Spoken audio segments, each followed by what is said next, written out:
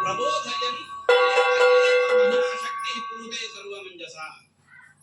ಮುಂದೆ ಇದೆ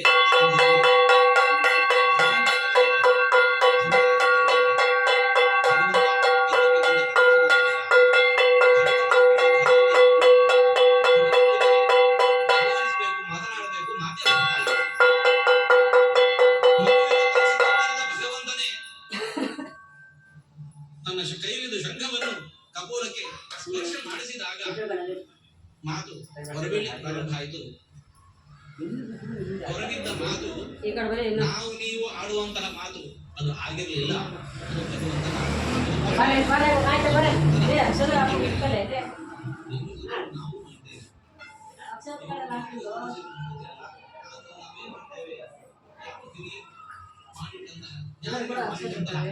ಸ್ತುತಿ ಏನಿದೆ ನಾವು ಅದನ್ನು ಕಂಠಪಾಠ ಮಾಡಿಕೊಂಡು ದೇವರ ಮುಂದೆ ನಾವು ಅದನ್ನು